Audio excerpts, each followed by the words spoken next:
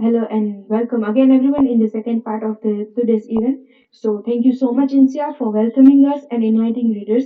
Hello, everyone. This is Pooja Bua. I will continue anchoring from here as one of the library committee leaders. Without wasting more time, let's call Tushali and Asha for reading.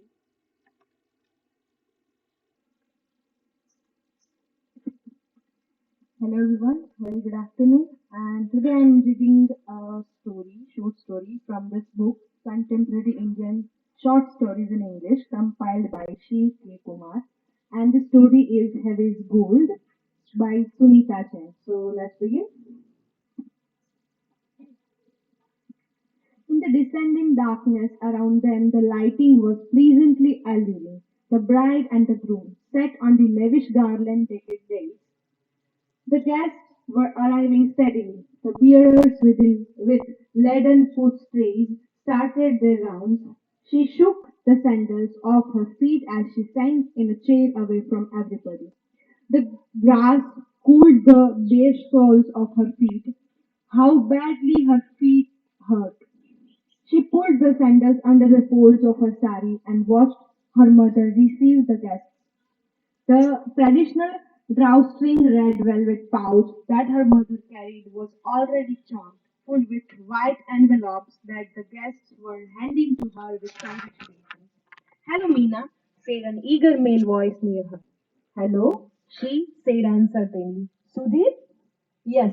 How long has it been?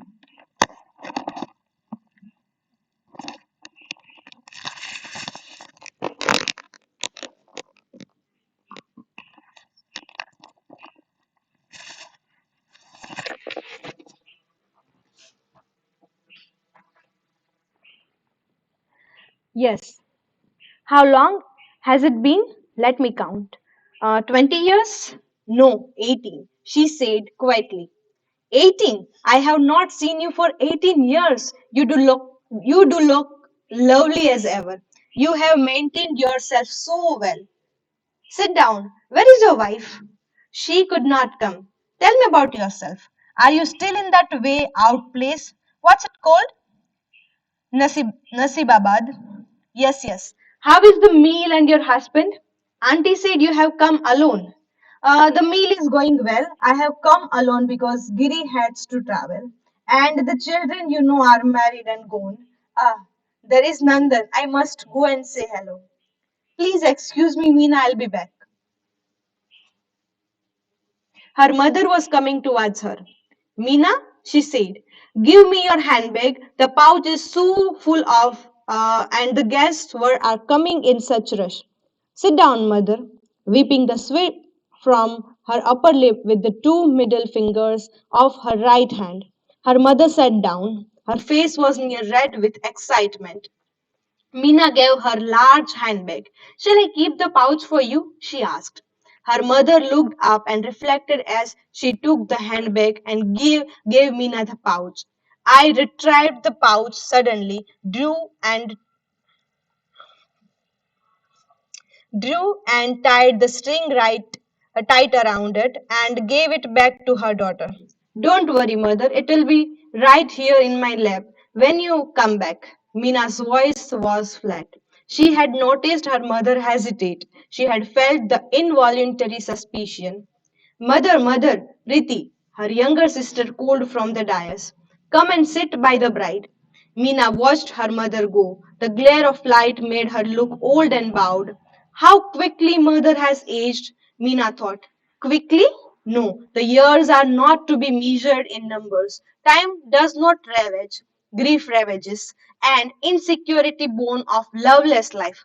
Was it very long ago that she, as a girl of 8, had cried, Mother, mother, to the gaily dressed women sitting in a garden chair, knitting and looking contented? How bright were the flowers in their garden that day, and how trim was the lawn of her senior police officer father's bungalow. Mother, mother, look, the child had carried as she trudged an armful of peacock feathers iridescent in the bright sun. Her mother stopped knitting. Mina, she had asked, where did you get them? They are so many. From the lame peacock, mother. The child has accounts with perverse pride. Rajiv and I chased it in the field. The feathers kept dropping as it ran through the bushes. You did not, the woman had muttered in despair. Rajiv ran after it carrying a large stick, and I ran after Rajiv. I picked all the feathers. Aren't they lovely?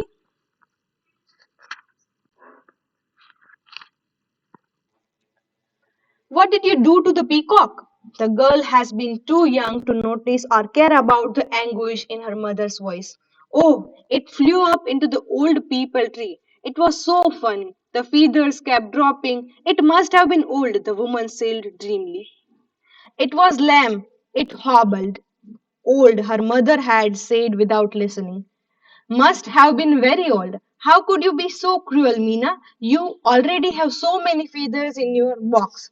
Do you have to be greedy and torture a poor old creature? Oh, mother, I'm sorry, Rajiv kept. But you are a girl. Girl ought to be kind and caring and never greedy like that. The girl had laid her head on her mother's knee. The swollen largeness of the belly was warm and hard above the girl's petulant cheek. Don't be upset now, but don't chase it again. I won't. Girl had looked up. The mother's face was soft. Soft was the hair in the smooth bun behind the ears. Her mother was scraping dishes. The tap water swished noisily on the scrabbled pan. In the small inner yard of their crowded house, Meena was helping Preeti with her homework. Their 4-year-old little brother Deepak sat nearby, squashing large ants with a shoe. No, no, she kept stopping her brother. Suddenly, Rajiv was shouting at mother as she busily scraped at dishes, wiping the uncombed strands of hair away from her hardened face. It is only 5,000, Rajiv was saying, but I don't have it. You have the insurance money. Rajiv had an ugly voice. Mother stopped working. She turned off the tap slightly. The insurance money, exclaimed. I can't give that. Why not? I need it as deposit for the housing project. Your father said the money was for the girl's wedding. Girl's wedding. That's all you talk of ever since father died. Am I nothing? Where is my share? Rajiv, aren't you ashamed of talking of shares? Rajiv kicked a pan in rage. It hit mother in the face. Meena flew toward her mother, trying to hide her from Rajiv. She had hidden her own face in the sobbing bosom. Meena Didi. Priti was crying outside in the kitchen.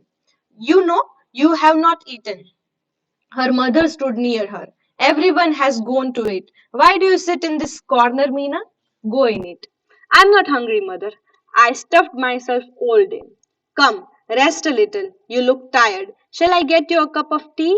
No, but I'll sit. Her mother sat down and wiped her face. I never expected this marriage to take place. I knew Deepak was seeing a lot of this girl. But she was so well off and the only child. And we. Anyway, he was the last. Now I can rest. 25 years it has taken. Deepak was only 2 when your father died.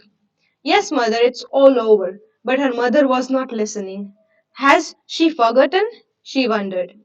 Did you see her jewelry? Her mother asked. I did. It's lovely and heavy. Not as heavy as your necklace.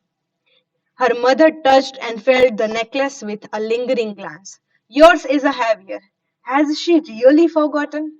It is old, mother, she said quietly. It belonged to his first wife. Her mother didn't hear, it seemed. She looked preoccupied. How can one forget? Mina wondered. Giri paper mill. They were saying when she arrived from college that afternoon. All the important uncles and aunts, Raju and his wife, were assembled. Meal or no meal? Her mother had said. Meena is too young. Are you gone mad? Someone has shouted. Is such a match to be ignored? I wish I had a daughter. Giri paper meals. Do you know that means lakhs? But he is a widower and twice her age. Her mother had defied them.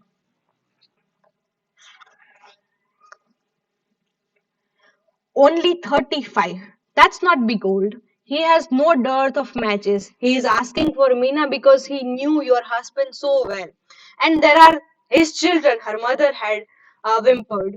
So he is not asking for dowry. You can save the money for Preeti. Preeti is not half as pretty as Meena. The money will be useful.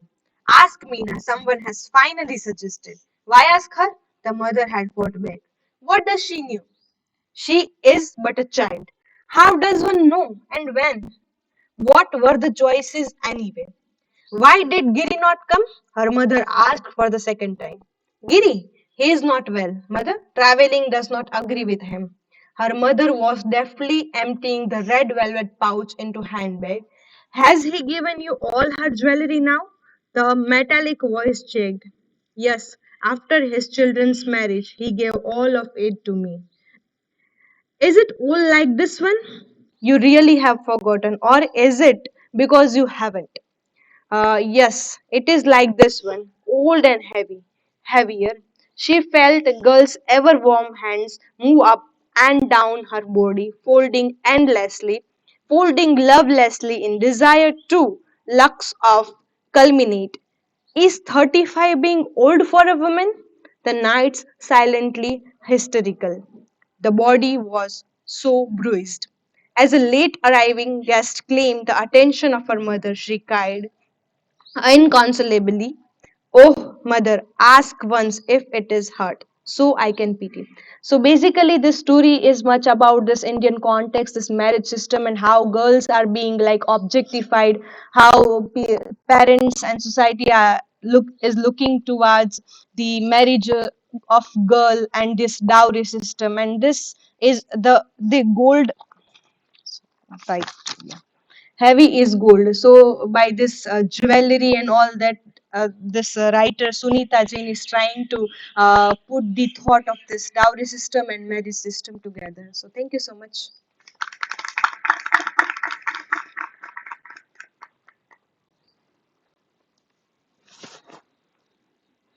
Yeah.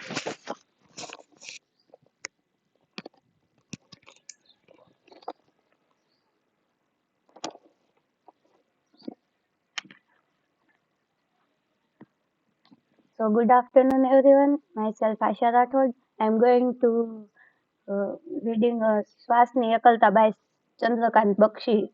Book story name is મૃત્યુ અને મૌન. 1 minute, 2 minute કે 3 minute.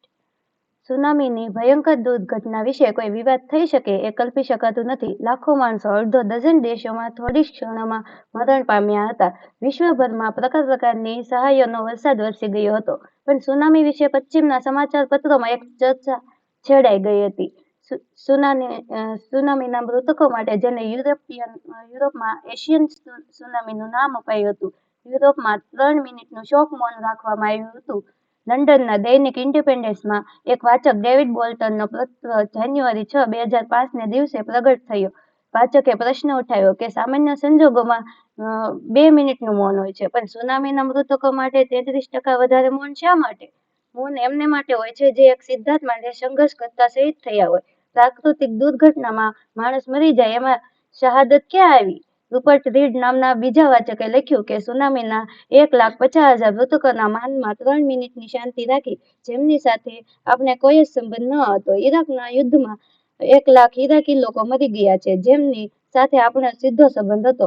આપણે એમના માટે કેટલું મૌન પાળવું જોઈએ? 3 દિવસ કદાચ, 3 વર્ષ કે 3 જિંદગીઓ. મૃત્યુ થાય ત્યારે મૃતકની સ્મૃતિના માનાર્થે મૌન પાળવાનો રિવાજ છે. આ રિવાજ પશ્ચિમમાંથી આવ્યો છે કે આપણા ઓમ શાંતિ શાંતિ શાંતિ પરથી લેવાયો છે. એ વિશે મતાંતર હોઈ શકે છે, પણ મૌનનો શોક ભાવ દરેક સમાજમાં હોય છે. ગુજરાત વિધાનસભા ફેબ્રુઆરી 2005માં મળી ત્યારે 11 સ્વર્ગસ્થ પૂર્વ મંત્રીઓ અને વિધાનસભાના સભ્યોએ અંજલિ રૂપે મૌન પાળીને સભા સત્રને બંધ કરવામાં આવ્યું. આમાં પૂર્વ પ્રધાનમંત્રી પીવી નરસિંહરાવનું નામ પણ હતું. કોઈ વરિષ્ઠ પ્રતિભાનું અવસાન થાય ત્યારે ધ્વજો હાફ માસ્ટ કે અડધી કાઠીએ રાખવામાં આવે છે. આની પાછળ એક નાનો ઇતિહાસ છે.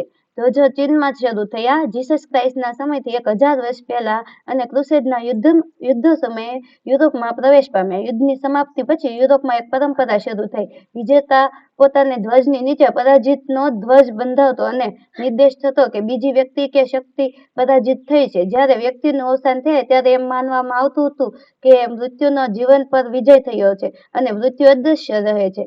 એટલે ધ્વજ નીચે ઉતારીને અડધી કાઠીએ રાખવામાં આવે છે. અહીં અભિપ્રેત એ છે કે મૃત્યુનો અદૃશ્ય ધ્વજ જીવનની અડધી કાઠીએ રખાયેલા ધ્વજ કરતા ઉપર ફરકી રહ્યો છે. અડધી કાઠીએ ધ્વજ ફરકાવવાનું પણ એક ચોક્કસ ગણિત હોય છે. જે ફ્લેગ પોલ 30 ફીટ ઊંચો અને ધ્વજની પહોળાઈ 3 ફીટ જેટલી, તો ધ્વજ 15 ફીટ પર ઉતારવામાં આવતો નથી, પણ ફક્ત 3 ફીટ ઉતારવાનો હોય છે અને આને હાફ માસ્ટ કહેવાય છે.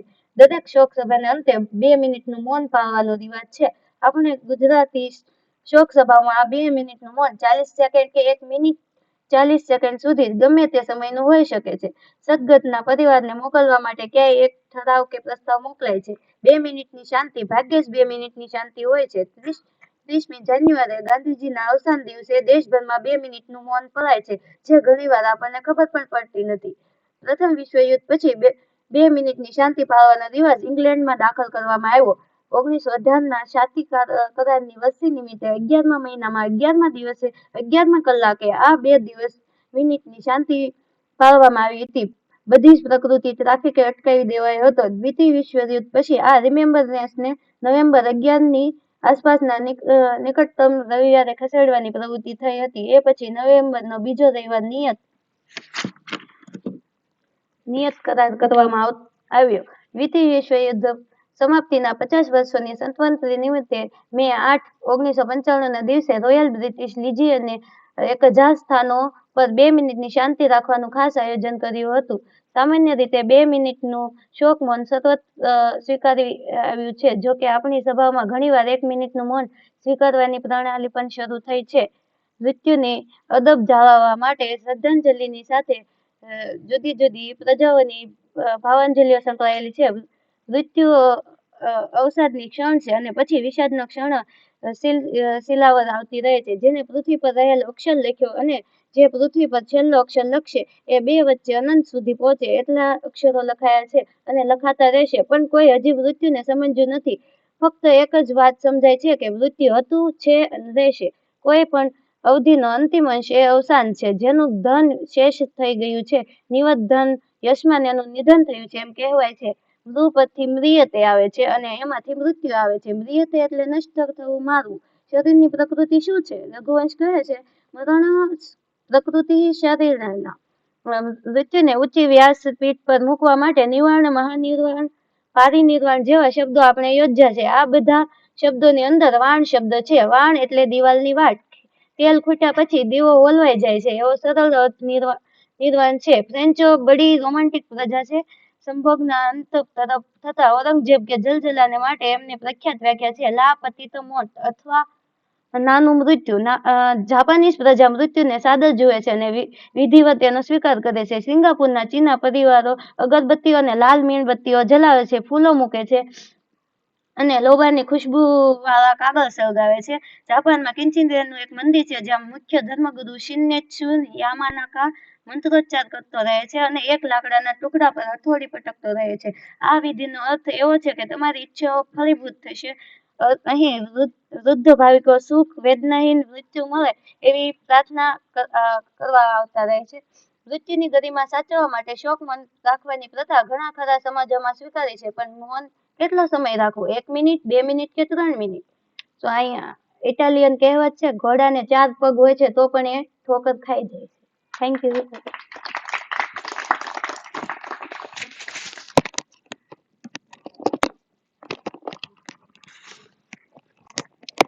Thank you, Trishali and Asha. When we read or hear any story or book, our mind and concentration enter into a total different zone. This zone, as a metaphorically, we wrought as another world for the theme of today, but we only can enter but cannot explore it fully.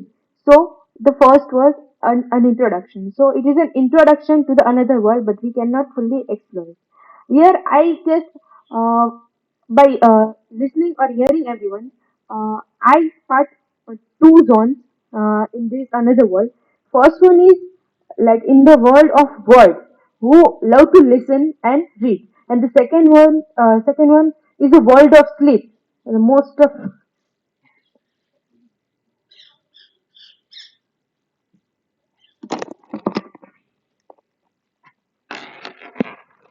and the second one is the world of sleep that we all experience today. Okay, so for further reading, I would like to invite Rajeshwari and Drashti.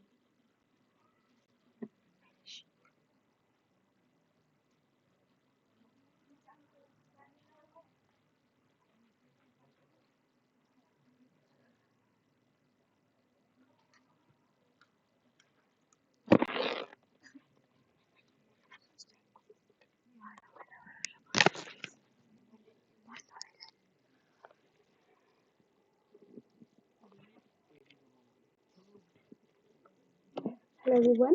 So today we are going to read a story of O. Henry, which is the last brief.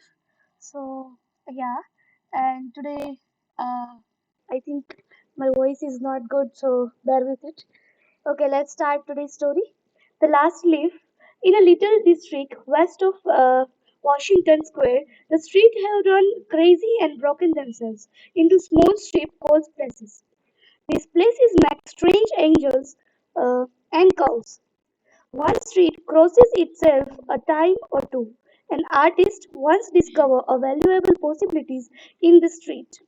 Suppose a collector with a bill for paints, papers, and canvas should, in traversing this route, suddenly meet himself coming back without cent, having been paid on account.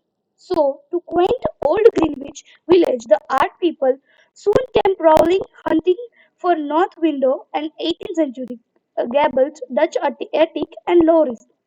Then they impose some punt and cashing DCs or two from 16th Avenue and become a colony. At the top of 23-story brick, Sue and Johnsy had their studio. Johnsy was familiar for Joanna. One was from Marine and another from California. They had meet at the table day author of an 18th Street Delmonico's and found their taste in art, chicory, salad, and bishop's sleeves. So cognition that the joint studio resulted that was in May. In November, a cold, unseen, strange worm, whom the doctors called pneumonia, stalked about the colony, touching one here and there with the icy fingers. Over one east side, this revenge store bloodily smiting his victims by scores, but his feet trod slowly through the maze of narrow and moss ground places. Mr. Phenomena was not what you would call a shivery old gentleman, a meat of a little woman with blood thinned by a Californian zephyrs was a hardly fair game for the red-fisted, short-breathed old duffer. But Jonesy, he smote, and she lays, scarly moving on her painted iron bedsheet, looking through the small Duchess window, pens at the blank side of the next brick house. One morning, the busy doctor invited Sue into the hallway with a shaggy gray eyebrow. She had one chance in, let's say, 10, he said, as he shook down the mercury in his clinically thermometer, and that the chance is for her to want to life.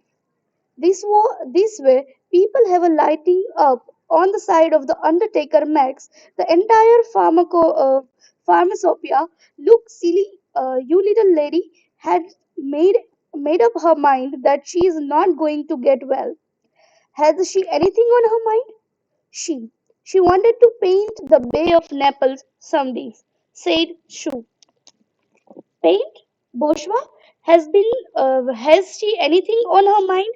Working, thinking about twice a man for insane? A man? Said Sue, with a Jew's harping twang in her voice. Is a man worthy? But no, doctor, there is nothing of a kind. Well, it is the weakness then, said the doctor. I will do all that science, so far as it may filter through my efforts, can accomplish. But whatever, my patient begins to count the carriage in her funeral procession. I subtract 50% from the curative power of medicines.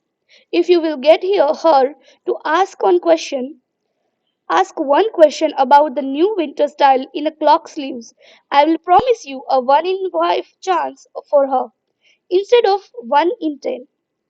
After the doctor had gone, Sue went into the workroom and cried a Japanese napkin to a pulp. Then she squared into the Joneses' room with her drawing board, whistling rectine. Jonesy lay, scarcely making a ripple under the bedclothes, with her face towards the window. Sue stopped whistling and thinking she was sleepy. She arranged her board and began a pen and ink drawing to illustrate a magazine story. Young artists must pave their way to art by drawing pictures for magazine stories that young authors write to pave their ways to literature. As Sue was sketching a pair of elegant horse-show riding trousers and monocles on the figures of the hero and assured cowboys, she heard a low sound several times repeated. She went quickly to the bedside. Johnson's eyes were open wide. She was looking out the window and counting backwards. 12, she said, and little later 11, and then 10, and 9, and 8, and 7, almost together. She looked solicitously out of the window. What was there in the couch? There was only a bare dreary yard to be seen, and the black side of the brick house 20 feet away. An old ivy vine, gilded and decayed as the roots, climbed halfway up the brick wall. The cold breeze of autumn she stricken its leaves from the vine until its skeleton branches clung almost bare to the crumbling bricks. What it is, dear? Asked Sue. 6, said Johnsy in almost a whisper. They are falling faster now. 3 days ago there were almost 100. It made my head ache to count them, but now it's easy. There goes another one. There are only 5 left now. 5 what, dear? Tell you, Suri, leaves on the ivy vine. What? When the last one falls, I must go too. I have known that for 3 days. Didn't the doctor tell you? Oh, I never heard of such nonsense, complains you, with a magnificent score. What have old ivy leaves to do with your getting well? And you used to love that wine so. You naughty girl, don't be a goosey. Why, the doctor told me this morning that your chance for getting well real soon. Let's see exactly when he said. He said chances were 10 to 1. Why? That's almost a good chance as we have in New York when we ride on the streetcar or walk past a new building. Try to take some broth now and let Sue go back to her drawing room so she can sell the editor man with it and buy port wine for her sick child and pork chops for her green son. You needed, you did, you need not get any more wine, said Johnsy, keeping her eyes fixed out the window. There is going another. No, I don't want any broth. That leaves just 4. I want to see the last one to fold before it gets darker. Then I'll go too. Jonesy dear, said she, bending over her, will you promise me to keep your eyes closed, not to look out the window until I am done working? I must have hand those drawing in my tomorrow. I need the light, or I would draw the shade down. Couldn't you draw in the other room? Asked Jonesy coldly. I'd rather be here by you, said she. Besides, I don't want you to keep looking at those silly ivy leaves. Tell me as soon as you have finished, said Jonesy, closing her eyes and lying white and still as a fallen statue. Because I want to see that last leaf on fall. I'm tired of waiting. I'm tired of thinking. I want to turn loose my hold on everything. and go sailing down, down, just like one of those poor tides leaves. Try to sleep, said she. I must call Barham up to buy models for an olden hermit miner. I'll not do I'll not be goes a minute. Don't try to move till I come back. So furthermore, I would request Rajeshwari Ba to complete the story.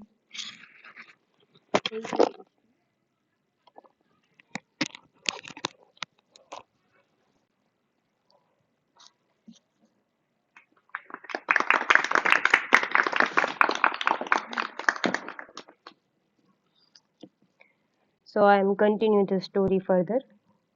Old Bearman was a painter who lived on the ground floor beneath them. He was past 60 and had Michelangelo's moustache beard curling down from the head of a starry along the body of an IMP. Barham was a failure in art. 40 years he had wielded the brush without getting near enough to touch the hem of his mistress' robe. He had been always about to paint a masterpiece, but had never yet begun it. For several years he had painted nothing except now and then a dumb in the line of the commerce or advertising. He earned a little by serving as a model to those young artists in the colony who could not pay the price of a professional. He drank gin to excess and still talked of his coming masterpiece. For the rest, he was a fierce little old man who scoffed terribly at the softness in anyone, and who regarded himself as a special mastiff in waiting to protect the two artists in the studio above. Shu founded Barham and smelling strongly of juniper berries in his dimly lighted den below. In one corner was a blank canvas on an easel that had been waiting there for 25 years to receive the first line of the masterpiece. She told him of Johnny's fancy and how she feared she would, indeed light and fragile as a leaf herself, float away when her slight hold upon a world grew weaker. Old Bearman, with his red eyes plainly streaming, shouted his contempt and desiring for such idiotic imagining.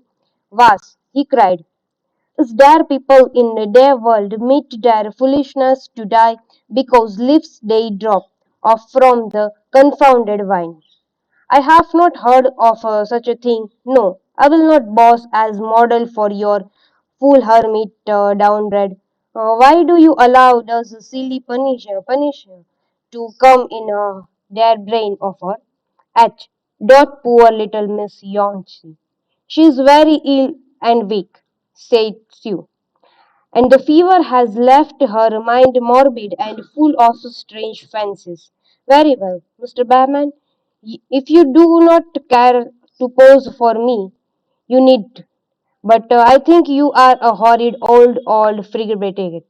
You are just like a woman, yelled Bearman, who said, I will not boss. Go on, I will meet you. For half an hour I have been trying to say that I am ready to boss. Got? Is it not any bless in which one so got as Miss Yonsi shall lie sick. Some day I will paint a masterpiece and have shall all go away. Got? Yes? Chauncey was sleeping when they went upstairs. Sue pulled the shade down to the window sill and motioned Bearman into the other room. In there they peered out the window fearfully at the leafy vine. Then they looked at each other for a moment without speaking. A president. Cold rain was falling, mingled with snow. Pearman, in his old blue shirt, took his seat as the hermit miner on an upturned kettle for a rock. When Sue awoke from an hour's sleep the next morning, she found Jonesy with dull, wide open eyes staring at the drawing green shed. Pull it up, I want to see, she ordered in a whisper. Wearily she obeyed. But Lo, after the beating rain and fierce gust of winds and had endured through he livelong night, the yet stood out against the brick wall one I will live. It was the last on the vine, still dark green near its seam, but with the straight edge tinged with the yellow and dissolution and decay. It hung bravely from a branch some 20 feet above the ground. It is the last one, said Chauncey. I thought it would surely fall during the night. I heard the wind. It will fall today, and I shall die at the same time. Dear, dear, said Sue, leaning her worn face down to the pillow, think of me. If you won't think of yourself, what would I do? But Jonesy did not answer. The lonesomest thing in all the world if is a soul when it is making ready to go in its mysterious far journey. The fancy seems to possess here her more strongly as one by one the ties that bound her to friendship and the earth were loosed. The day wore away, and even through the twilight they could see the lone ivory leaf clinging to its stem against the wall. And then, with the coming of the night and the north wind was again loosed, while the rain still beat against the windows and pattered down from the low Dutch eaves. When it was light enough, Chauncey the merciless commanded that the shade be raised. The evil leaf was still there. Chauncey lay for the long time looking at it, and then she called to Sue, who was stirring her chicken broth over the gas stove. I have been a bad girl, Sudie, said Jonesy. Something had made that last leaf stay there so to show me how weak I was. It is a sin to want to die. You may bring me a little broth now and some milk with the little pot in it and no, bring me a hang mirror first and then pack some pillows about me and I will sit up watch you cook.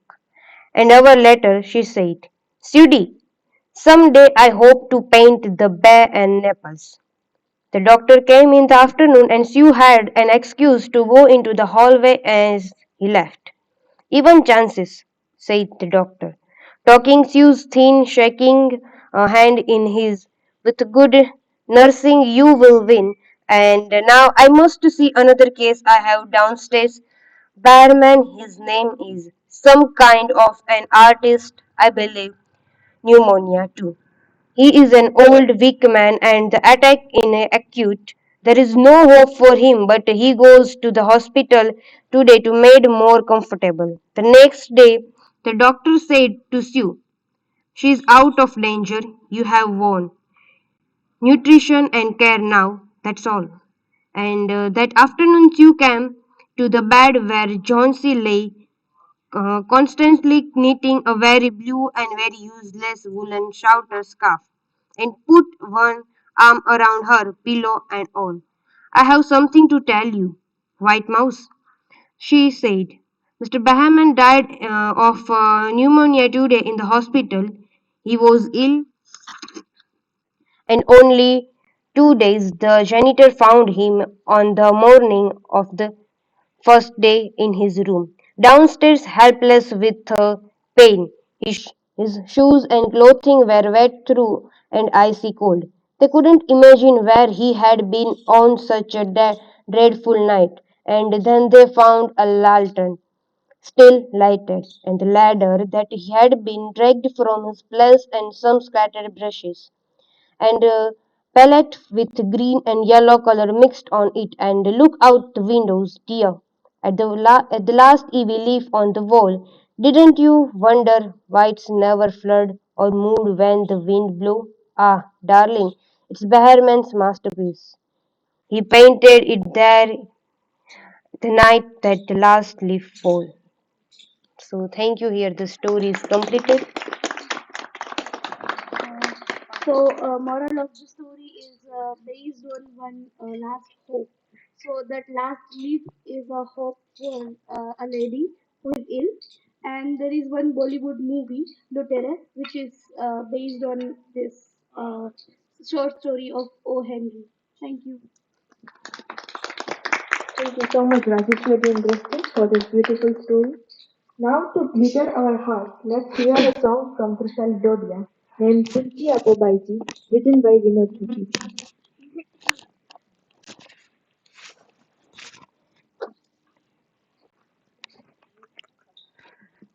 નમસ્તે ફરી વખત. હમણાં જ આપણા જાણીતા અને ખૂબ જ પ્રિય એવા કવિશ્રી વિનોદ જોશી સાહેબને સાહિત્ય અકાદમી એવોર્ડ એનાયત અને એવોર્ડ ઘોષિત કરવામાં આવ્યો છે એમના જે પ્રબંધ કાવ્ય છે સૈરંધ્રી માટે. તો મેં વિચાર્યું કે આજે આપણા હજી જેમને 2023માં રિસેન્ટલી તે એનાઉન્સ થયું છે તો એમનું જ એક ગીત, એમ તો એમના ઘણા બધા ગીતો મને બહુ જ ગમે છે, છતાં આ ગીત વધારે ગમે છે. તો ગીતના શબ્દો છે કૂચી આપો બાઈજી.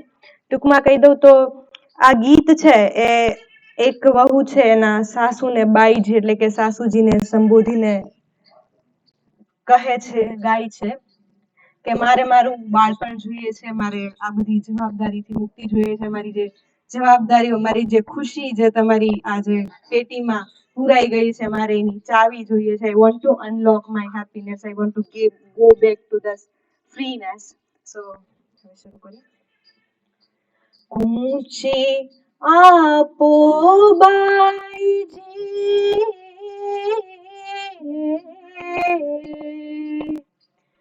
તમે કિયા પટારે મેલી મારા મયરની શરણાઈજી, મારા મયરની શરણાઈજી. હો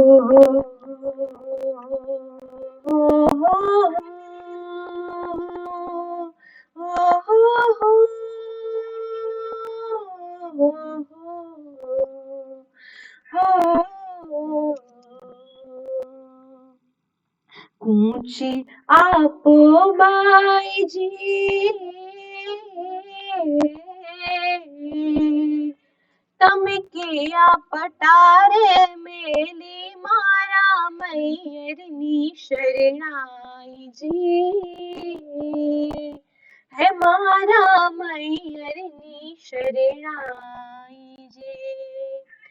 કોઈ કંકુ થાપા ભૂસી દઈ મને ભીતેથી ઉતરાવો, કોઈની ઢળની મર્યાદા લઈ મને પાંચકડા પકડાવો.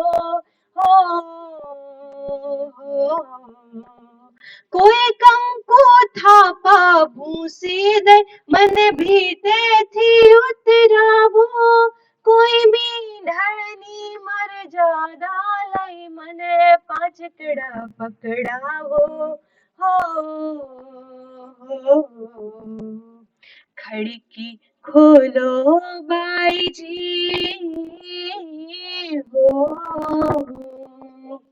ખડકી ખોલો બાઈજી તમે કિયા કટાણે પોંખી મારા કલરવની કઠણાઈજી, હે મારા મૈયારની શરણાઈજી.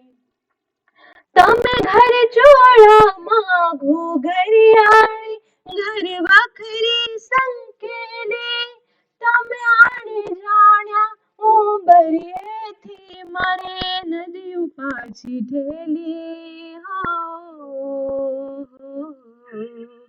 તમે ઘર ચોળામાં ઘૂઘરિયાળી ઘર વખરી સંકેલી, તમે આણે જાણ્યા ઉંબરિયેથી મારી નદીઓ પાછી ઠેલી.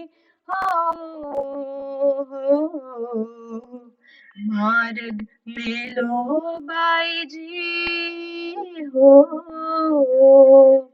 માર્ગ મેલો બાઈજી તમે કિયા કુહાડે વેડી મારા દાદાની વડવાઈજી, હે મારા મૈયરની શરણાઈજી. ઊંચી આપો બાઈજી, હો તમે કિયા કટારે મેલી મારા મૈયરની શરણાઈજી, હે મારા મૈયારની શરણાઈજી. Thank you so much.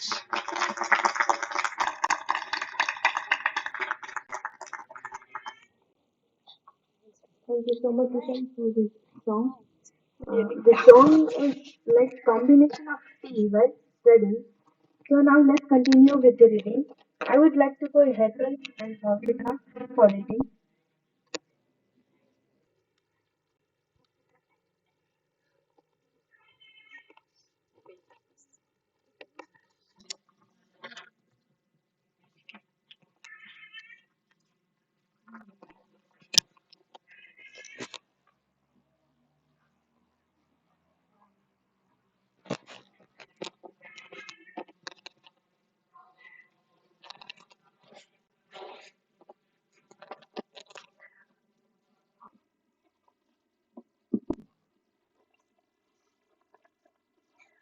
Good afternoon, everyone.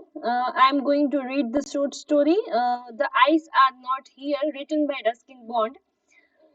I had the compartment to myself up to Rohana, and then a girl got in. The couple who saw her off were probably her parents.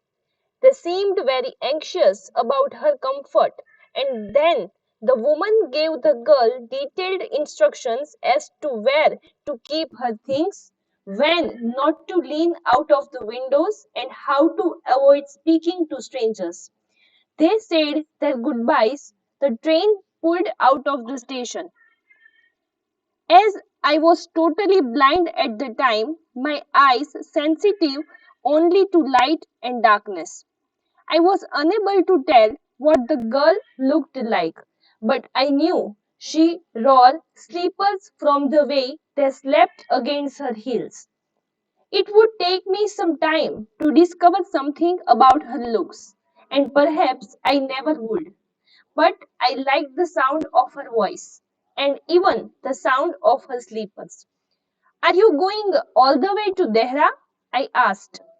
I must have been sitting in a dark corner because my voice startled her. She gave a little exclamation and said, I didn't know anyone else was here. Well, it often happens that people with good eyesight fail to see what is right in front of them. They have too much to take in, I suppose, whereas people who cannot see or see very little have to take in only the essentials, whatever registers most tellingly on their remaining senses. I didn't see you either, I said, but I heard you come in. I wondered if I would be able to prevent her from discovering that I was blind. I thought, provided I keep to my seat, it shouldn't be too difficult. The girl said, I am getting down at Saharanpur. My aunt is meeting me there. Then I had better not to be familiar. I said, aunts are usually formidable creatures. Where are you going? She asked. To Dehra and then to Masuri. Oh, how lucky you are. I wish I were going to Masuri. I love the hills, especially in October. Yes, this is the best time, I said, calling on my memories. The hills are covered with white lilies. The sun is delicious, and at night you can sit in front of a log fire and drink a little brandy. Most of the tourists have gone, and the roads are quiet and almost deserted. Yes, October is the best time. She was silent, and I wondered if my words had touched her or whether she thought me a romantic fool. Then I made a mistake. What is it like? I asked.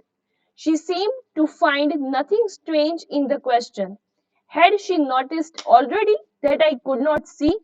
But her next question removed my doubts. Why don't you look out of window? She asked. I moved easily along the berth and felt for the window ledge. The window was open, and I faced it, making a pretense of studying the landscape. I heard the painting of the engine, the rumble of the wheels, and in my mind's eye I could see the telegraph post flashing by. Have you noticed, I ventured, that the trees seem to be moving while we seem to be standing still? That always happens, she said. Do you see any animals? Hardly any animals left in the forest near Dehra. I turned from the window and faced the girl, and for a while we sat in silence. You have an interesting face, I remarked. I was becoming quite daring, but it was a safe remark. Few girls can resist flattery. She laughed pleasantly, a clear, ringing laugh. It's nice to be told I have an interesting face. I am tired of people telling me I have a pretty face. Oh, so you have Oh, so you do have a pretty face, thought I, and aloud I said, well, an interesting face can also be pretty. You are a very gallant young man, she said. But why are so serious? I thought then that I would try to laugh for her, but the thought of laughter only made me feel troubled and lonely. We will soon be at your station, I said. Thank goodness it's a short journey. I can't bear to sit in a train for more than 2 or 3 hours. Yet I was prepared to sit there for almost any length of time just to listen to her talking. Her voice had the sparkle of a mountain stream. As soon as she left the train, she would forget our brief encounter, but it would stay with me for the rest of the journey and for some time after. The engine's whistle shrieked, the carriage wheels changed their sound and rhythm. The girl got up and began to collect her things. I wondered if she wore her hair in a bun, or if it was plaited, or if it hung loose over her shoulders, or if it was cut very short. The train drew slowly into the station. Outside, there was the shouting of porters and vendors and a high-pitched female voice near the carriage door, which must have belonged to the girl's aunt. Goodbye, said the girl. She was standing very close to me, so close that the perfume from her hair was tantalizing. I wanted to raise my hand and touch her hair, but she moved away, and only the perfume still lingered where she had stood. You may break, you may shatter the vase if you will, but the scent of the roses will linger there still. There was some confusion in the doorway. A man getting into the compartment stammered an apology. Then the door banged shut, and the word was shut out again. I returned to my berth. The, the guard blew his whistle and we moved off. Once again I had a game to play and a new fellow traveler. The train gathered speed, the whistles took up their song, the carriage groaned and shook. I found the window and sat in front of it, staring into the daylight that was darkness for me. So many things were happening outside the window. It could be a fascinating game guessing what went on out there. The man who had entered the compartment broke into my river. You must be disappointed, he said. I am sorry. I am not as attractive a traveling companion as the one who just left. She was an interesting girl, I said. Can you tell me, did she keep her hair long or short? I don't remember, he said, sounding puzzled. It was her eyes, I noticed, not her hair. She had beautiful eyes, but they were of no use to her.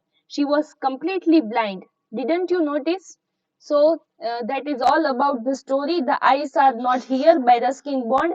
That through our eyes we can perceive the entire world. And it is the moral of the story is it is better to be true yourself rather than faking oneself. So that's it. Thank you.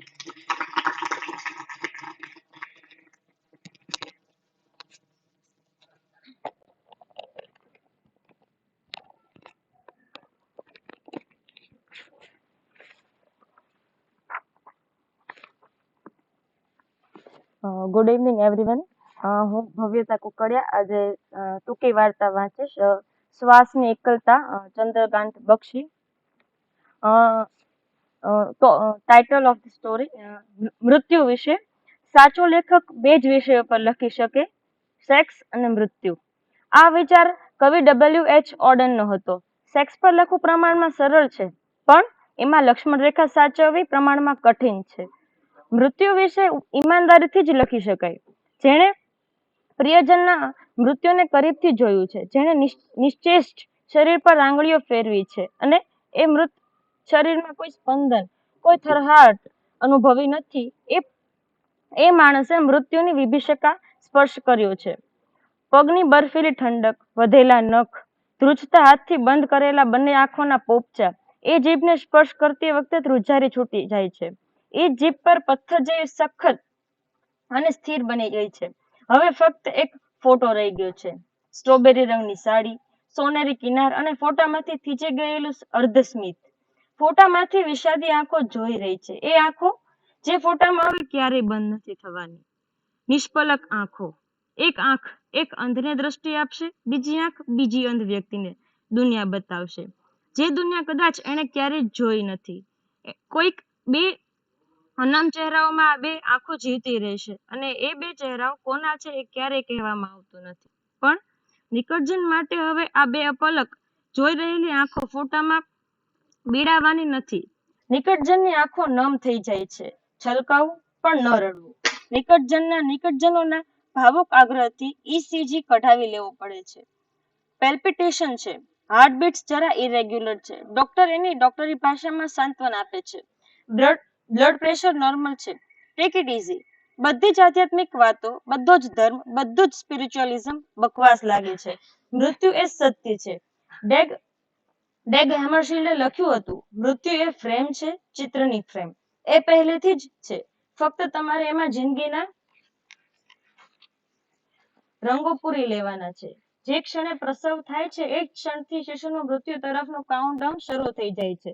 તમે જે વસ્તુઓ કે વ્યક્તિઓ જોઈ રહ્યા છો, pen, ખુરશી, glass, TV, બંગલો, નેહાબેન, સલીલભાઈ, અટલ બિહારી વાજપેયી, એ બધા પર એક અદ્રશ્ય એક્સપાયરી ડેટ લખેલી છે. જેનો જન્મ થઈ ગયો છે તેનો અંત, એનું પૂર્ણ વિરામ, એનો મૃત્યુ અવશ્યંભાવી છે. ઓમ અર્થાય નમઃની સાથે ઓમ અનર્થાય નમઃ પણ એટલું જ સત્ય છે. શબ્દોની શતરંજ, વિચારોની છીનાઝપટી, મંતવ્યોની ચોપાટ આપણે જીવનભર રમતા રહીએ છીએ. જાતસ્ય હિ ધ્રુવમ મૃત્યુ. નિધન એટલે નિવૃત્ત ધન. યસ્માત રઘુવંશમાં લખ્યું છે. મરણમ પ્રકૃતિ શરીરમ. જીવનની બદલાતી કેમિસ્ટ્રી માટે ધર્મ પાસે કોઈ ચિકિત્સા નથી અને ધર્મનું નિદાન પણ ભ્રામક છે. શાંતવન એક અસહાયક સમાધાન છે. માણસ 9 સેકન્ડમાં પણ મરી શકે છે અને 9 વર્ષો પછી પણ મોત આવતું નથી. જન્મવું આપણા હાથમાં નથી, મરવું આપણા હાથમાં છે, પણ ઈચ્છા મૃત્યુ માટે ભીષ્મ પિતામહ બનવું પડે. મકર સંક્રાંતિની રાહ જોતા જોતા શય્યા પર સુતા રહેવાની હિંમત અને ધૈર્ય બહુ ઓછામાં હોય છે. એક જાપાનીઝ કહેવત છે, મૃત્યુ પીછા કરતા પણ હલકું છે અને મૃત્યુ પાર કરતા પણ વજનદાર છે. પ્રિયજનના શરીરને અગ્નિની પાવક જ્વાળાઓમાં સોંપી દેવું, અગ્નિ સંસ્કાર કરવા, પછી સળગી ગયેલા હાડકાને પાણીથી અને દૂધથી ધોઈને અસ્થિ બનાવી દેવા અને એ અસ્થિકૂપને વહેતા પાણીમાં વહાવી દેવા, આ વિધિ વિધાન છે. ઇંગ્લેન્ડમાં આને એશિશ કહેવાય છે. અમેરિકામાં રિમેન્સ કહે છે. અગ્નિ સર્વત્ર પૂજ્ય છે. અસ્થિ મરેલાની ચેતાને ભેટ છે. ગુજરાતી ભાષામાં મૃત્યુ પામ્યા કહેવાય છે. જીવન પામ્યા એમ ન કહેવાતું. મૃત્યુ ઉપલબ્ધિ છે, પ્રાપ્તિ છે, સિદ્ધિ છે. અંગ્રેજી શબ્દો પાસ્ટ અવે મને વધારે ગમે છે. એ પસાર થઈ ગયા, ગુજરી ગયા. રવિન્દ્રનાથ ટાગોરે કદાચ મૃત્યુના યથાર્થ બરાબર આત્મસાત કર્યું હતું. ટાગોરે લખ્યું, અને મૃત્યુમાં એ જ અજ્ઞાત પ્રકટ થશે જેને હું હંમેશ ઓળખતો રહ્યો છું, કારણ કે મેં આ જીવનને પ્રેમ કર્યો છે. મને ખબર છે હું મૃત્યુને પણ એ જ રીતે પ્રેમ કરીશ. ઈશ્વર સિવાય સૃષ્ટિના દરેક જીવના મૃત્યુનો આશીર્વાદ છે. જે જીવે છે એને વધારે જીવવું છે, આપણે વધારે જીવાડવું છે, માટે મૃત્યુ સ્વીકાર્ય નથી. પણ મનુષ્યના મૃત્યુનો આશીર્વાદ છે. ઈશ્વરને નથી. ઈશ્વર મરતો નથી, મરી શકતો નથી. પ્રશ્ન બહુ જ દાર્શનિક બની જાય છે. જો અસ્તિત્વ છે તો એનું પૂર્ણ વિરામ છે, એની સમાપ્તિ છે, એનો અંત છે. જો ઈશ્વરનું અસ્તિત્વ હોય તો એનું મૃત્યુ જરૂર થવું જોઈએ. અહીં પ્રશ્ન બહુ જ સરળ બની જાય છે, જેના ઉત્તર અત્યંત કઠિન છે. ઈશ્વર છે કે નથી? તર્ક, વિતર્ક, પ્રતિતર્કના ધુમ્મસમાં પ્રશ્ન આલોપ થઈ જાય છે. જો ઈશ્વરનું અસ્તિત્વ હોય તો એ અસ્તિત્વનો અંત જરૂર હોવો જોઈએ. અહીં તર્કને અટકવું પડે છે, અહીં શ્રદ્ધાએ જણાવવું પડે છે. પણ ક્રૂર વાસ્તવ આંખોની સામે છે. એ ડેન્ચર રાખવાની ડબ્બી, એ વાંચવાના બાયફોકલ ચશ્મા. દુનિયા હવે સત્ય અને અસત્યની પાર ચાલી ગઈ છે. સત્ય એ છે કે અવાજ જે લોબીમાંથી સંભળાતો હતો હજી પણ વચ્ચે વચ્ચે સંભળાઈ જાય છે, અથવા સાંભળવાનો આભાસ થઈ જાય છે. એ અવાજ નથી, એનો પડઘો નથી, એ નથી. જે ધૂન, જે ટ્યુન, જે લય સંભળાતી હતી, એ ગીતનું ગણગણવાનું, એ ગીત ગાયબ છે. કબાટ ખોલો છો અને કપડાં ઝૂલી રહ્યા છે, હાલ્યા વિના. ગળી કરેલા વસ્ત્રો અકબંધ વ્યવસ્થિત પડ્યા છે. સોફા પરના એક ખૂણામાં બેસીને ટીવી જોવાતો હતો. ડાઇનિંગ ટેબલ પરની એ જ ખુરશી, એક ખાલી ખુરશી જેમાં હવે તમે બેસો છો. પલંગની નીચેથી તમે તમારી સ્લીપર્સ કાઢવા જાઓ છો, અને એ સ્લીપર્સ બીજી છે, પહેર્યા વિનાની. એ રિસ્ટ વોચ જે તમારી બેટી એની મમ્મીને છેલ્લા જન્મદિવસ પર ભેટ આપી હતી. અને એક કસકની જેમ એક પ્રશ્ન ચૂકતો હતો, હવે કેટલા જન્મદિવસો? મૃત્યુ પછી સમજાય છે કે આત્માની પણ એક ખૂબસૂરતી હોય છે, પારદર્શક અને સૌમ્ય. એ ખૂબસૂરતી જે આપણને ક્યારેય સમજાઈ ન હતી. મૃત્યુ ઘણા રહસ્યો ખોલી નાખે છે. જિંદગી બધા ક્ષેત્રોમાં પહેલા આવવાની એક જીવલેણ દોડ હતી. ડાયાબિટીસ અને હાઇપરટેન્શનના ઇનામો જ જીતવાના હતા. મૃત્યુ ગતિરોધક નહીં, પણ સ્વપ્નભંગની અવસ્થા હતી. અમરત્વનો હેંગઅપ આપણને છેલ્લા કલાકો સુધી રહ્યા કરે છે. ગ્રીસમાં કહેવાય છે કે વૃક્ષના પગ પર ઊભું જ મરી શકે છે. માણસ તૂટી પડે છે ત્યારે મરે છે, અથવા પ્રિયજનના મૃત્યુની સાથે સાથે આપણી જિંદગી પણ થોડી થોડી મરી જાય છે. એ મૃત્યુ તમારું થોડું જીવન પણ ઇલેક્ટ્રિક ક્રિમોટોરિયમમાં સળગાવી નાખે છે. હવે દિશા ડાર્ક ખામોશીની છે, જ્યાં આવતીકાલ નથી. એથી ક્લોઝઅપ હમકા ઓઢાવે ચદરિયા, ચલતી બિરિયા કબીરદાસનું સ્લોગન છે, જેનો અર્થ એ થાય છે કે વિદાયના સમયે મને આમ ચાદર શા માટે ઓઢાડો છો?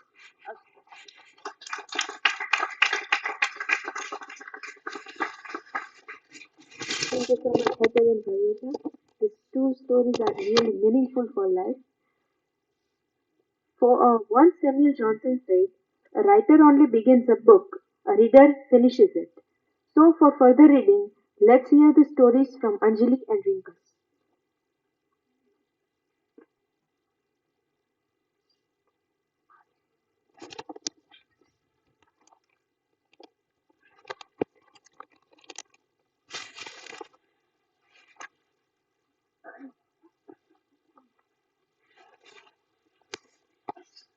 હું અંજલિ રાઠોડ આજે ટૂંકી વાર્તા વાંચવા જઈ રહી છું.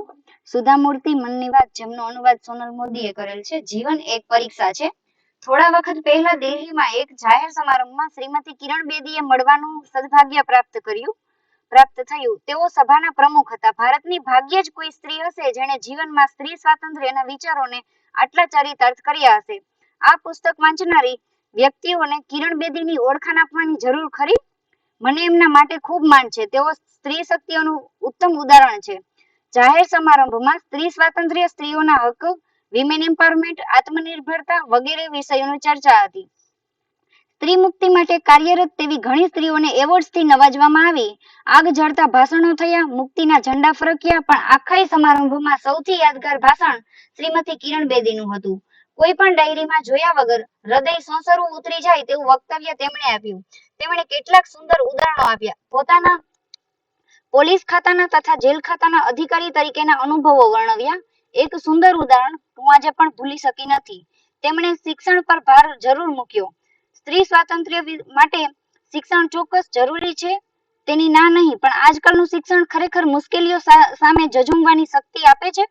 તેમણે કહ્યું, MBA થયેલ એક છોકરી તેના જ ક્લાસના એક છોકરાના પ્રેમમાં પડી. જ્ઞાતિભેદને કારણે લગ્ન માટે વડીલો સંમતિ આપે તેવી કોઈ જ શક્યતા ન હતી.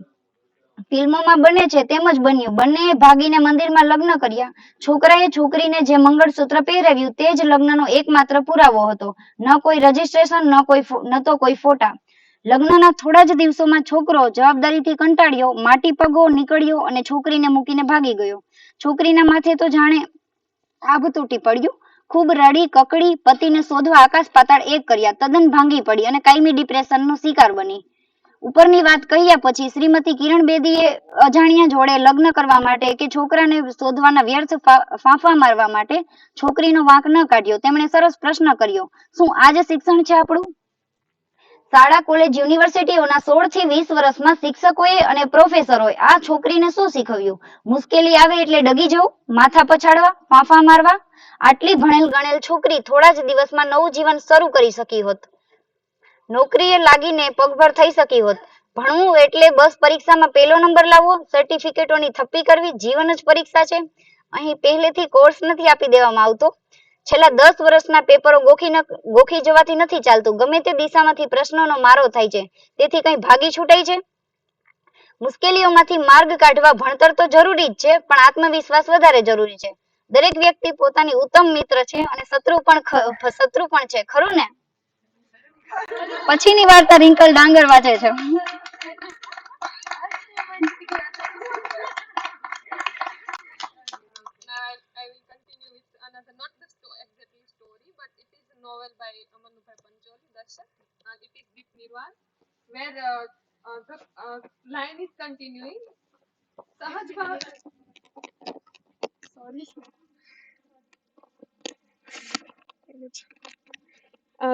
સહજ ભાવે જે પ્રગટ થઈ જાય તે જ પ્રકૃતિ. મહાકશ્યપે કહ્યું, હવે બાકીની અડધી કસોટી હવેની કસોટી સુચરિતા કહે છે કે હું નહીં, અને એ જ તને પૂછે તો છો એ પૂછતી. હું શાસ્ત્રો ખબજોગા જ ભણ્યો છું. સહેજ હાથ લંબાવીને મળી જાય એટલા પુણ્યથી જ સંતોષ માન્યો છે. કઈ ગભરાતો નહીં આનંદ. આ તો માત્ર ઔપચારિક વિધિ છે. આ શાસ્ત્રની પરીક્ષા નથી, માત્ર સહજ વિવેકની કસણી છે. ને તને શાસ્ત્ર જ્ઞાન ન હોય તો સુરતા પછી હું જ તારે માટે જવાબદાર છું. એટલે તારા અજ્ઞાનને ઉઘાડું પડે વગર સંકોચે મારા પર ઓઢાડી દેજે. આટલી પ્રસ્તાવના સુચરિતાને સૂચના માટે. હવે ભલે સૂચિ પૂછે. સુચરિતા એના સામે આંખો નીચી ઢાળીને બેઠી. નખવતી ધરતી ખોતરતા નીચે મુજબ પ્રશ્નોત્તરી થઈ. માર્ગ કયો છે? ઉપાસના.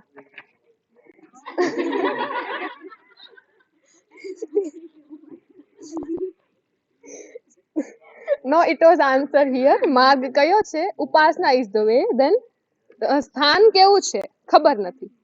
તે ન ચાલે. સુદ્રતે તરત કહ્યું. સુચરિતાએ પિતા સામે જોયું. એ મૂંગા રહ્યા, જાણે કહેતા હોય ને કે પરીક્ષક તો તું છે. સુચરિતાએ પૂછ્યું, સ્થાન કયું છે? બીજી વાર.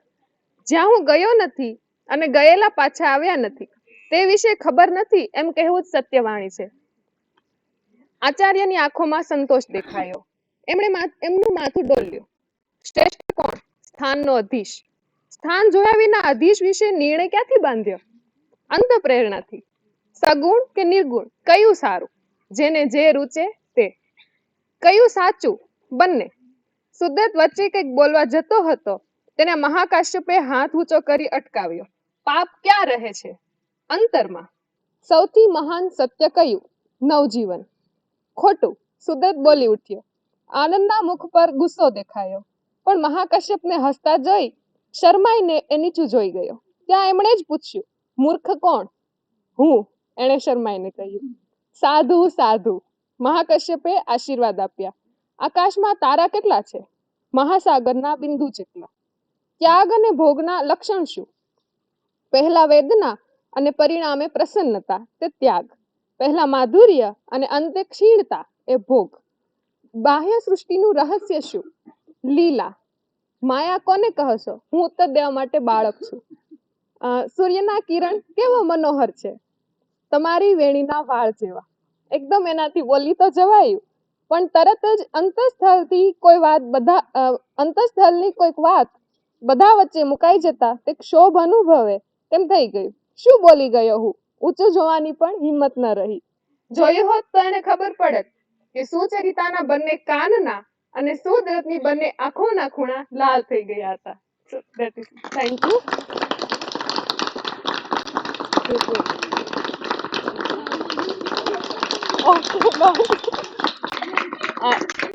I would like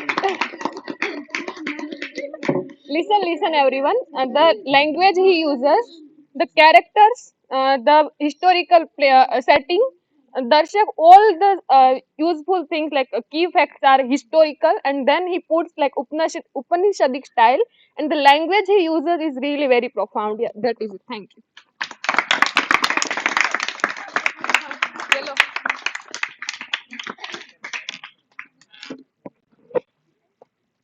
Thank you so much, everyone. So we are going towards the ending ceremony.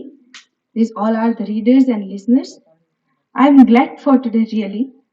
Going towards the ending ceremony, first of all, thank you everyone for joining today. As we experienced today, without listener or reader, a book or author is nothing but mere names. As we are in masters, we have to go through various assignments and presentations. We got reviews from sir and ma'am. But for today's event, ma'am, sir, important guest, or everything are these listener and student. So let's get review from them. First, I would like to call Yashraj for feedback.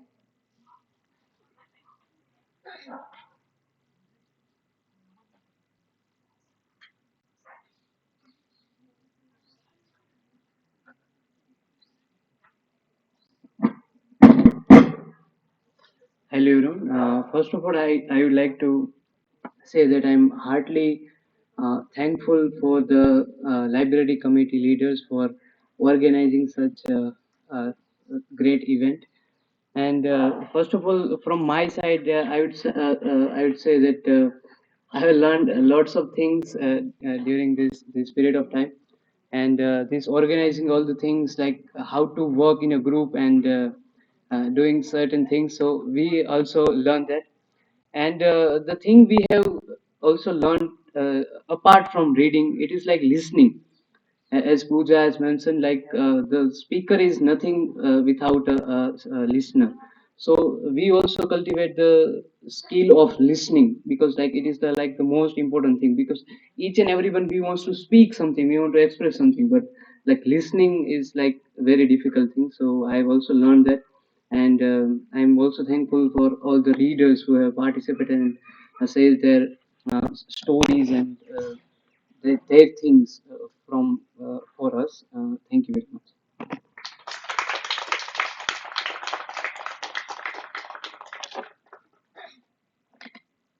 Height problems. Thank you, Yashraj. So now let's hear the experience of Bhumika.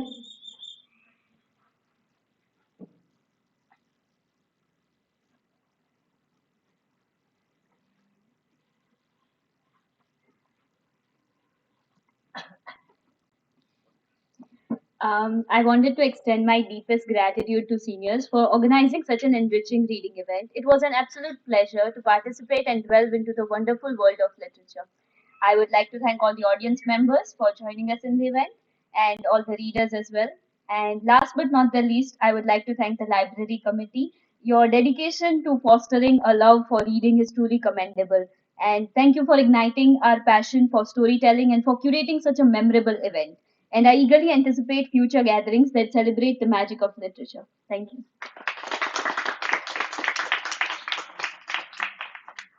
Thank you, Bhumika. So these two experiences are from the readers of today's event. So let's hear from the listeners' parts also. So I would like to call Unnati for that.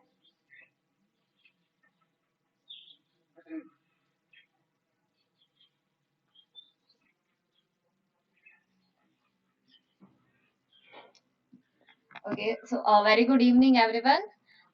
Today we have the pleasure of attending the fantastic event of reading books that brought us all together.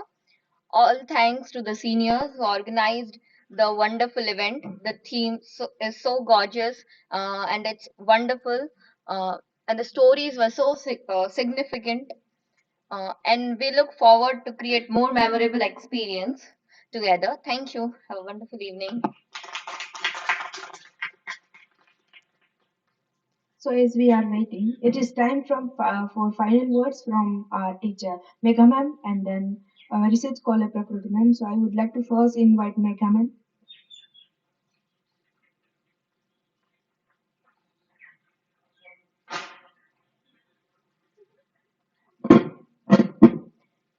Very good evening to all. As now we are ending of this event, okay. So I would like to express my gratitude to first this library committee for organizing such a wonderful event, okay. And also I would like to thanks to ICT committee as well for help. And as we all know that reading is not just a good habit but a rabbit we can say that these kinds of reading, or we can say to develop these kinds of a day-to-day reading, okay.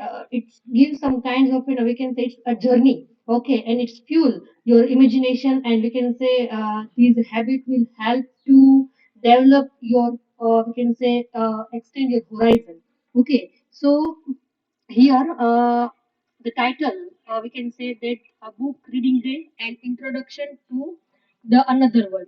But also here we have a very good time, we can say good connection with this time that here we are now celebrating golden last days of 2023. So for that also thank you to the library committee for organizing this celebration.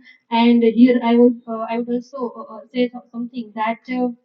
As we are also enter soon in a very new year 2024, okay. So for that also I would like to say wish you a very happy new year in advance, and hope that these new years, or we can say the pages of your career, be filled with joy and the wisdom, okay. We can say happy new year and happy learning and happy reading. Thank you so much all of you. Thank you all. Have a good day.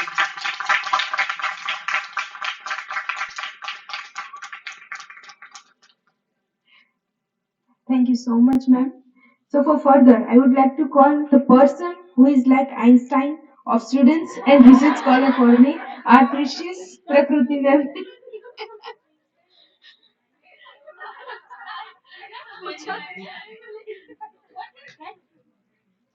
Okay. Yeah, kind of. Would you mind if I sit here instead of standing up? Thank you. Okay. Thank you.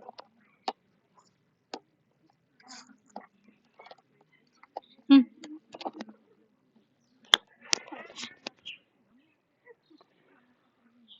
Yeah. So, am I audible? Yeah. Okay. Thank you. So first off, advance Happy New Year to all of you, and hope I really hope that you had a Merry Christmas. Uh, Next thing, I was doing some kind of note taking while listening to all the stories, and here's a brief overview of my observations. So just bear with me if it gets too long, or you get bored in between. So we started off with Calvino and ended up with Manubhai Pancholi. So that's quite a wide range of authors which we have. The other thing is the reason, I don't know the reason for choosing authors. Like, you guys have made your own choices, and came up with n number of stories regarding n number of topics, perspectives. But what is interesting in my purview is that I really enjoy media specific discussions. So books, stories, songs, conversations, these are mediums where you can actually understand human life at the end of the day, right? And I guess stories are the best way to do that, because that's been happening since the evolution of humanity. So, so yeah, that's one observation which I made. The other thing is the theme of and your selection of stories. So now, when we say another world, which world are we talking about? So your world might be another world for someone else, right? So this morning when sir was talking about borders and boundaries, so this is what I thought about. Like, who decides boundaries? Who decides what can be called a story and what can be not? Who decides what can be marketed as a song and what can not be, right? So these are human decisions, right, at the end of the day. And we have an entire discipline of CS where we discuss these issues of like, politics and economics and all those things. But apart from that, this is something which like, which is from my own like, research and media studies. McLuhan says that every age has a sort of a nostalgic feeling towards towards a medium that has passed by. So whenever I encounter like, questions like, okay, so since you're like, researching ELIT, will books cease to exist? Now this is a kind of question which I encounter every single day, like, every other day in terms of research. And I would like, rather reply with, are you ready for that situation? Because might be, who knows, right? But there are always ways to retain an old medium, like, redraft an old medium and come up with something new. What matters is the content and not the medium. McLuhan himself said the medium is the message, right? But in order to understand his understanding of medium as the message, you need to look at the medium. So your story, your selection of stories was telling something to you, right? And which is why we suggested that you share the message which the story gave you, right? What was the moral of the story for you? What did you understand? So I guess, like, that's really something which I wanted to share as a part of my feedback. The other thing is, every now and then when we speak of like, read the act of reading, the act of writing, we never really pay attention to how that is happening. We just pay attention to the end result of the process. Right? We never understand writing as a process. We never understand reading as a process. So when you guys were reading, I was paying attention to the kind of pauses which we were taking in between, right? Where you stopped, where your voice was suddenly insecure, where some of you were not confident about the way in which you were reading, where some of you just got nervous, who were very confident but got nervous in front of people. So everything was very much evident while you were reading. So, and I guess that is part of the process of the act of reading, right? But that process needs to go on. That reading has to happen no matter what. And I guess, like, from today onwards, and you have been doing that since long, but from today onwards, you would look at your own reading process, observe the minute details of your reading, and also while you're writing, observe your process of writing. Who would you put first in Bond's story, for example? Would you put the girl first or the narrator first?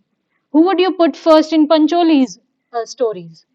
The person who is teaching or the person who is asking the question? The same goes for Calvino and, like, Johnson's translation. Now each author has their own way of depicting certain things. So you see the theme of handling war weapons in Calvino, as well as I think in Mansfield, if I'm not wrong. Yeah. So in both stories, you have that particular element. Now both have treated them very differently. So their act of writing is an act of conveying the message that I am writing differently. I am communicating with you in a very different manner. And why does it matter is for you to decide, right? So I guess that's it from my side. Thank you so much for having me here today, and I really enjoyed it. Hope you have a great new year. And yes, 2024 is basically marking a 100-year anniversary of E.M. Foster's A Passage to India, the last work after which he basically stopped writing. He lived for 46 years afterwards, after the publication of Passage to India, but he never really wrote anything. So that's something for you to explore. Thank you. Yeah.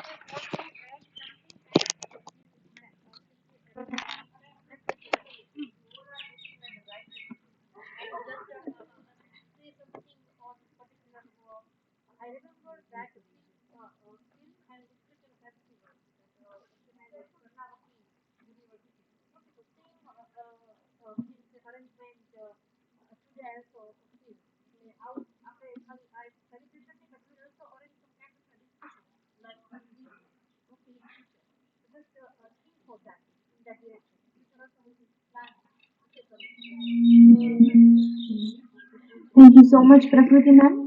Your ideas and thoughts and way of learning and also researching is very inspiring for us. Thanking everyone for their hard work is a way of appreciate the work they have done for us. So, for vote of thanks, I would like to call Trushali Dodia.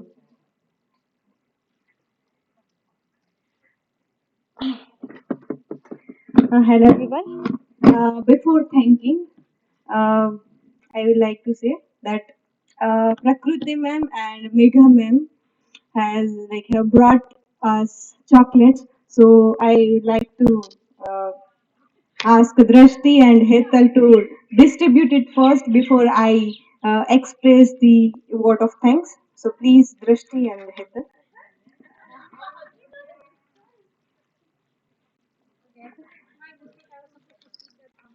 Yeah, but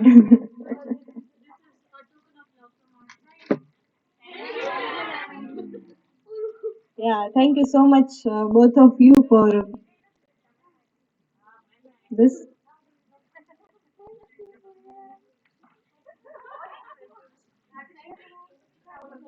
Chocolate always brings happiness.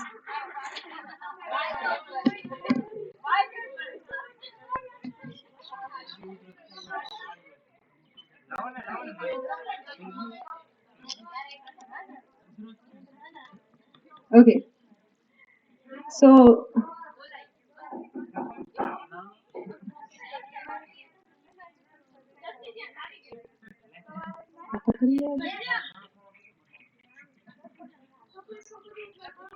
so now have your chocolates and let me express my gratitude towards each and everyone. But before that, I would like to share something.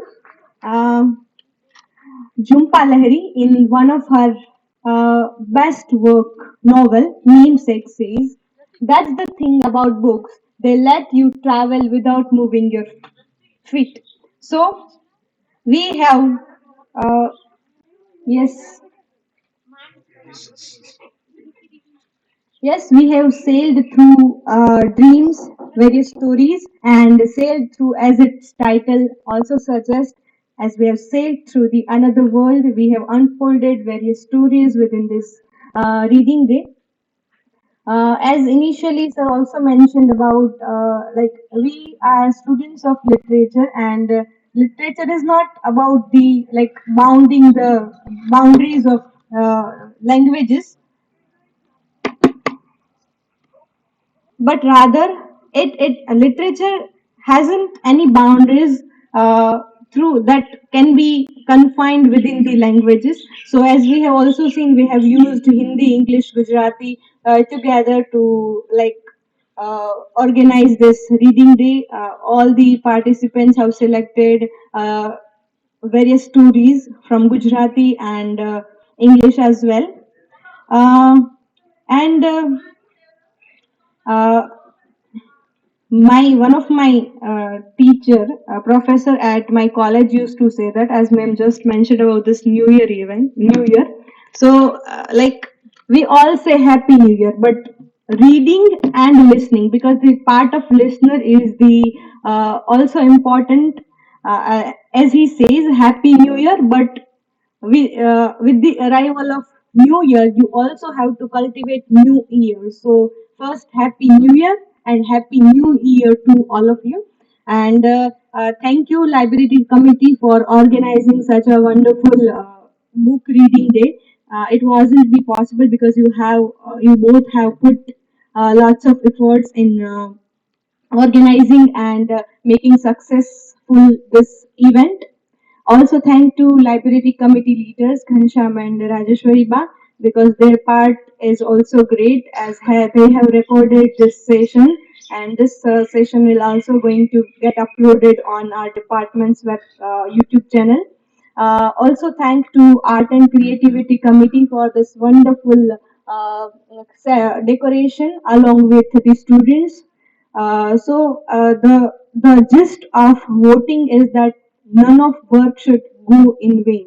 So I'd like to thank each and everyone for their wonderful contribution to this event. And as you all participants have shared your reading skills to us, and on the other hand, the students listening and incepting and uh, uh, getting the gist of that stories. And so congratulations to each and everyone for putting your efforts in making this event successful. And at the last, I would like to also thank the host of today, Pooja and Insia, for hosting this function nicely. I'd like to thank for Bharat sir and Megha ma'am for helping us throughout. I also like to thank to Prakruti ma'am for being present in this event and also sharing valuable feedback. So, what a wonderful ending of a year, like having reading day, the students of literature celebrating and ending the year with reading and uh, embracing a year with reading and listening. So, Happy New Year and Happy New Year to all of you.